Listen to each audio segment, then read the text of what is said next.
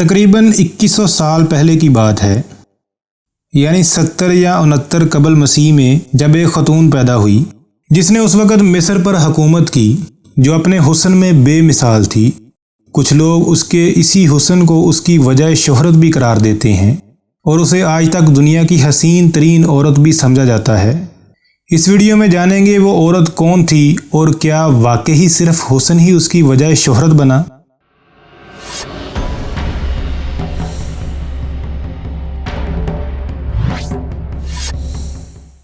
अस्सलामुअलैकुम वरहमतुल्लाहि वबरकातुहू। मैं हूं मोहम्मद वसीम और आप देख रहे हैं दास्तान माजी। वीडियो की जानब बढ़ने से पहले आपसे गुजारिश है, चैनल को सब्सक्राइब करके बेल आइकान का बटन दबा दें ताकि हमारी हर वीडियो आप तक आसानी से पहुंचती रहे। तो नाजरीन, अगर हम माजी से लेकर हाल तक नज़र उठाकर देखें तो हमें मालूम होगा कि रोज़े अव्वल से मर्दों के इस गालिब माशरे में ख़वातीन हुक्मरानों के दौरे हुकूमत की बेहतरीन मसालें मौजूद हैं। एक मजबूत और बुलंद हिम्मत ज़हीन औरत बेहतरीन हाकम बनती है, लेकिन अमूमी रवैया जो हम देखते हैं वो ये है कि औरत की कामयाबी को उसके दिमाग की बजाय उसकी खूबसूरती से मंसूब किया जाता है। लेकिन कुछ मशहूर व अजीम ख़वातीन ने इस सोच को गलत साबित किया।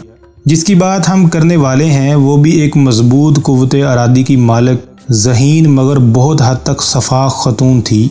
उसने बेहतरीन सियासी चालें चलीं और बहुत खूबसूरती से महलाती साजिशों का सद्देबाब करते हुए इक़्तिदार हासिल किया।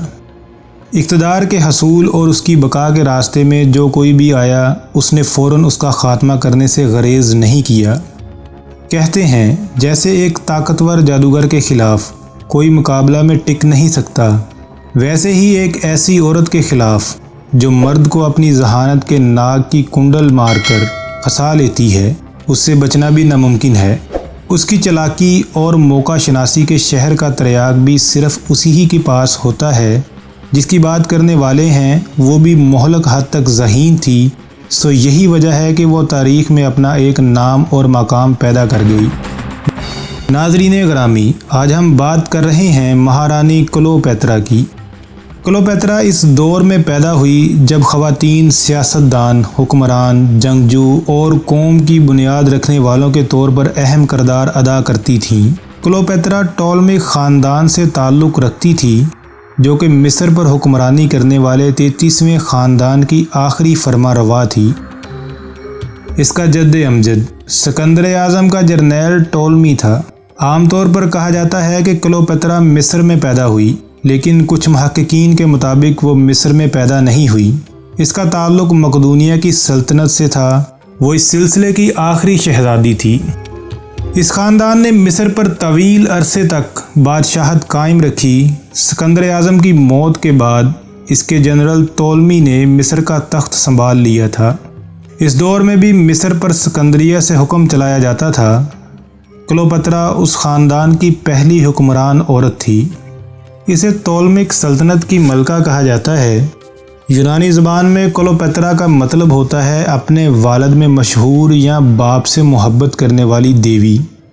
इसकी पैदाइश 70 या 69 कबल मसीह बताई जाती है। वो 51 कबल मसीह में अपने वालिद बतलीमी 12वें की मौत पर मलका बनी और अपने दो भाइयों टॉलमी 13वें और टॉलमी 14वें और अपने बेटे टॉलमी 15वें सीज़र के साथ यके बाद दीगर हुकूमत की। कहा जाता है कि जब क्लोपेत्रा के वालिद की वफ़ात हुई उस वक़्त उसकी उम्र 16 या 17 बरस थी। उसे उसी वक़्त ही अंदाज़ा था कि उसके 3 भाई और एक बहन आने वाले वक़्त में उसके सबसे बड़े दुश्मन हो सकते हैं। लेकिन मिस्र का रवाज था कि बादशाह के मरने के बाद पहली बेटी तख्त की वारिस बनती है, लेकिन उसके लिए उसे अपने भाई से शादी करनी पड़ती है। इसलिए क्लोपेत्रा ने भी इक़्तिदार के हसूल के लिए अपने 12 साला भाई से शादी कर ली। क्लोपेत्रा बेमिसाल ऐशो इशरत के दरमियान परवान चढ़ी, लेकिन उसे ज़वाल की बादशाही विरासत में मिली। क्लोपेत्रा का भाई जो उसका शोहर भी था वो कम उम्र था, इसलिए क्लोपेत्रा के लिए आसान था कि वो अपने फ़ैसले सादर करती। लेकिन साथ ही क्लोपेत्रा को जो चैलेंज दरपेश था वो थे दरबारी मशीर जो इसके ख़िलाफ़ थे। کلوپترا نے اقتدار سنبھالتے ہی سب سے پہلے ان متوقع باغیوں سے نمٹنے کی ٹھان لی۔ اس سلسلے میں اس نے عوامی طاقت کو اپنا بنانے کی کوشش کی اور عوام میں گلنا ملنا شروع کیا۔ مصر میں مختلف قوموں کے لوگ بستے تھے، جن میں یہودی، یونانی اور مصری شامل تھے۔ گو کہ کلوپترا بنیادی طور پر مصری قوم سے تعلق نہیں رکھتی تھی، لیکن پھر بھی وہ مصریوں کے ریت و رواج کو بھرپور طریقے سے مناتی تھی، کیونکہ اس کا مقصد صرف ٹولمک ملکہ بننا ہی نہیں تھا، بلکہ وہ مصر کی اصلی ملکہ بننا چاہتی تھی۔ دوسرا چیلنج جو کلوپترا کو درپیش تھا وہ تھا ایک بہت بڑا قرض، جو کہ بادشاہ کے دور سے چلا آ رہا تھا۔ ٹولمک بادشاہ اہل روم کا مقروض تھا۔ اس نے وہاں کے راجہ پومپی سے قرض لیا تھا۔ اس نے روم کی مجلس امراء سے وعدہ کیا تھا کہ اس کے مرنے کے بعد مصر پر روم کا قبضہ ہوگا۔ یہ وقت کلوپترا کے لیے نہایت اہمیت کا حامل تھا کہ اس میں اس کی کوئی ایک غلط چال اس کی تباہی کا سبب بن سکتی تھی۔ اس کا خیال تھا کہ پومپی کے ساتھ مذاکرات کر کے اس کا حل نکالا جائے، لیکن اس کا بھائی جو اس کا شوہر تھا اور اس کے مشیر اس کو رومی سلطنت کے مسائل سے الگ ہو جانے کا مشورہ دے رہے تھے، لیکن کلوپترا ان کے اس فیصلے کے خلاف تھی، جس کی وجہ سے وہ کلوپترا کو ختم کرنے کے منصوبے بنانے لگے۔ لیکن اس کو بروقت خبر ہو گئی اور وہ اپنی جان بچا کر بھاگ نکلی اور شام کی جانب جا نکلی، جو اس کے باپ کے وفادار تھے۔ وہاں اس نے اپنی فوج کو ترتیب دیا اور اپنے بھائی کے خلاف جنگ لڑنے کی تیاری کرنے لگی۔ لیکن اسی دوران روم کی اندرونی بغاوتوں کے نتیجے میں پومپی اور جولیس سیزر آمنے سامنے ہوئے اور پومپی کو شکست ہوئی اور وہ مصر کی طرف فرار ہو گیا، جہاں 48 قبل مسیح میں اسے چھرا گونپ دیا گیا اور سر کاٹ دیا گیا۔ 21 سالہ کلوپترا اس وقت سینائی میں ایک مفرور تھی، اپنے بھائی کے خلاف خانہ جنگی کے ہارنے اور اپنے فوجیوں اور مشیروں کے رحم و کرم پر۔ جلد ہی وہ اپنے آپ کو رومن دنیا کے نئے مالک سے ہم آہنگ کرنے میں کامیاب ہو گئی، جس کا نام جولیس سیزر تھا۔ جولیس سیزر پومپی کے قتل کے چند دن بعد اسکندریہ پہنچا۔ اس کو پومپیو کی موت نے غمزدہ کر دیا، کیونکہ وہ اس کو قتل کرنا نہیں چاہتا تھا، بلکہ اس کو واپس روم لے جانا چاہتا تھا۔ لیکن مصریوں نے اس کی خوشنودی حاصل کرنے کے لیے پومپیو کو قتل کروایا۔ کہا جاتا ہے کہ یہ قتل کلوپترا کے بھائی نے کروایا، لیکن اس کا الٹ نتیجہ نکلا۔ سیزر نے اپنے آپ کو بیتلیموس کے محل میں بند کر دیا، وہ گھر جہاں سے کلوپترا کو جلا وطن کیا گیا تھا۔ سیزر تک پہنچنے کے لیے ریگستان سے اس نے ایک خفیہ واپسی کا منصوبہ بنایا۔ دشمن کی لکیروں اور رومن پہرے داروں سے بچتے ہوئے ایک مضبوط بوری کے اندر اندھیرے کو غلاف کی طرح اوڑھ کر وہ محل میں پہنچی۔ سیزر سے ہم آہنگی حاصل ہونے کے بعد آنے والے مہینوں میں وہ سیزر کے ساتھ کھڑی رہی۔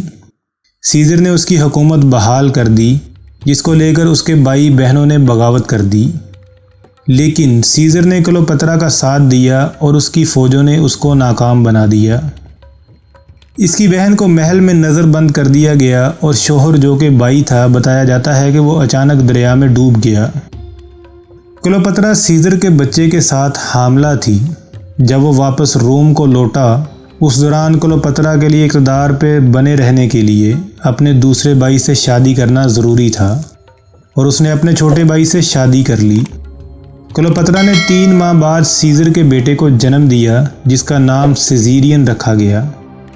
اس دوران کلوپترا کو خبر ملی کہ اس کی باغی بہن، جس کا سر قلم کرنے کا وعدہ سیزر نے کیا تھا، اس کو عوامی دباؤ کے تحت سیزر نے معاف کر کے موجودہ ترکی بھیج دیا ہے اور وہاں اسے نظر بند کر دیا گیا۔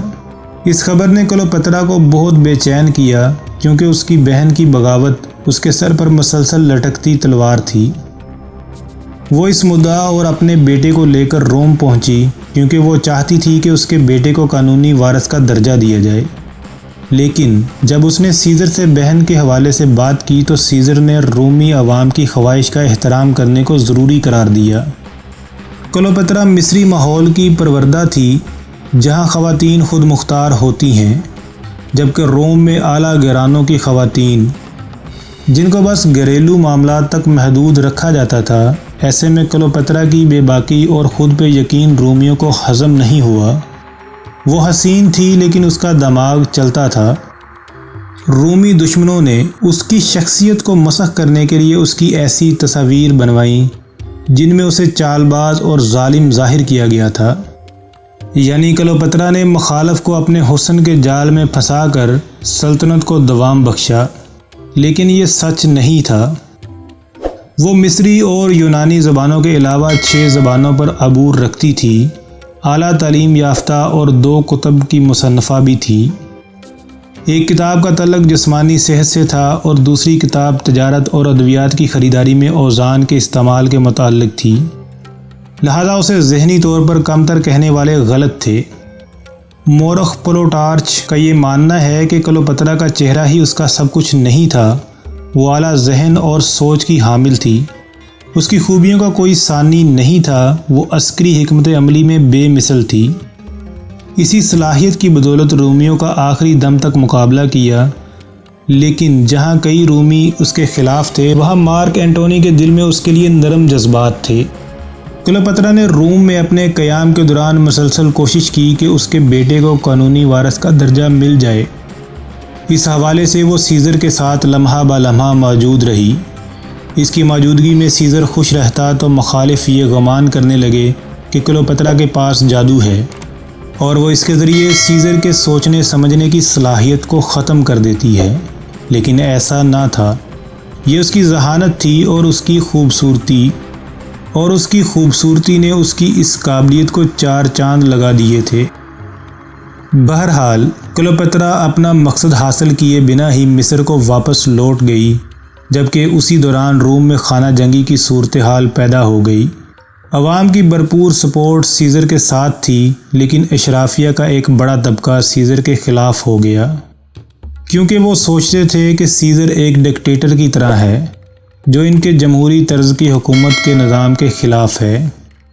لیکن مارک اینٹونی نے سیزر کا ساتھ دیا۔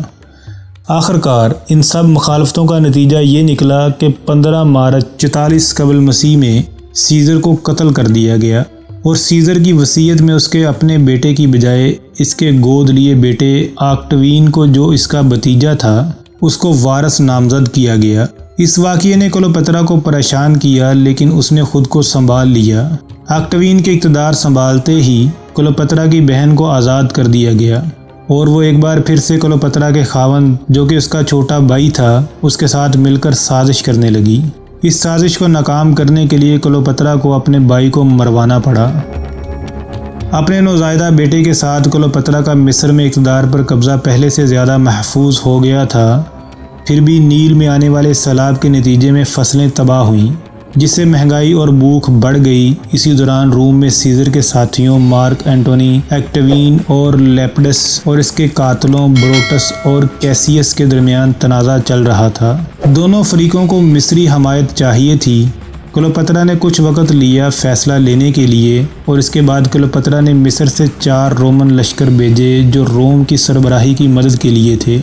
42 قبل مسیح میں فلپی کی لڑائیوں میں بروٹس اور کیسیس کی فوجوں کو شکست دینے کے بعد مارک اینٹونی اور ایکٹوین نے روم میں اقتدار کو تقسیم کیا۔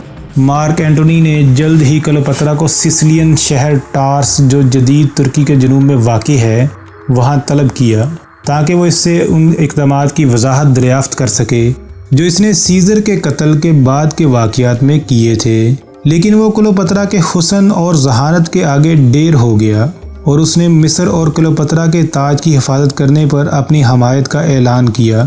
اس کی چھوٹی بہن اور حریف ارسینو کو جلا وطن کرنے کے لیے حمایت کا وعدہ کیا۔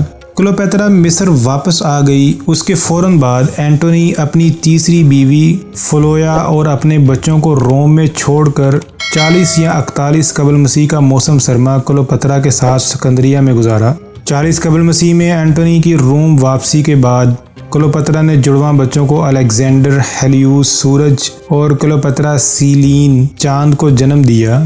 فلویا کے بیمار ہونے اور مرنے کے بعد اینٹونی کو ایکٹوین کی سوتیلی بہن آکٹوویا کے ساتھ شادی کرنی پڑی کیونکہ ایسا کرنے سے ہی وہ اپنی وفاداری آکٹوین کے ساتھ ثابت کر سکتا تھا، جبکہ دوسری طرف مصر کلوپیترا کے دور حکومت میں زیادہ خوشحال ہوا اور کلوپیترا نے مارک اینٹونی کے جڑواں بچوں کو جنم دیا، لیکن اینٹونی نے ان سالوں میں اس سے رابطہ نہ کیا بلکہ اپنی مہم جوئیوں میں مصروف رہا۔ لیکن 37 قبل مسیح میں اینٹونی نے ایک بار پھر کلوپیترا سے ملاقات کی تاکہ پارتھیا کی بادشاہی کے خلاف اپنے طویل عرصے سے مؤخر فوجی مہم کے لیے فنڈز حاصل کر سکے۔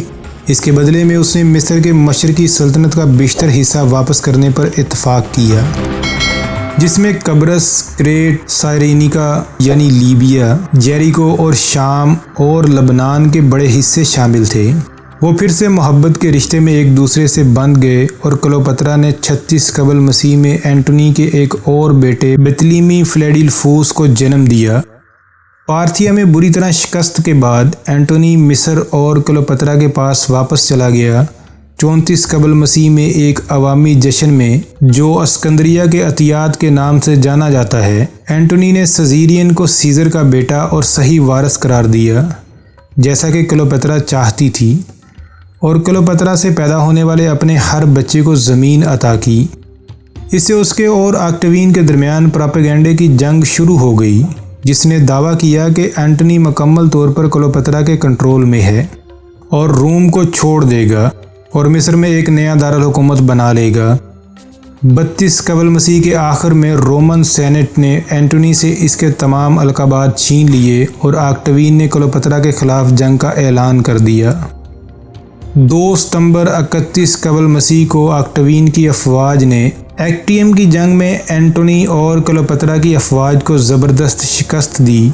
کلوپیترا کے بحری جہاز جنگ کو چھوڑ کر مصر کی طرف بھاگ گئے اور اینٹونی جلد ہی کچھ جہازوں کے ساتھ اس کا پیچھا کرنے میں کامیاب ہو گیا۔ اسکندریہ پر آکٹوین کی افواج کے حملے کے بعد اینٹونی نے ایک افواہ سنی کہ کلوپیترا نے خودکشی کر لی ہے۔ وہ اپنی تلوار پر گرا اور اسی طرح مر گیا۔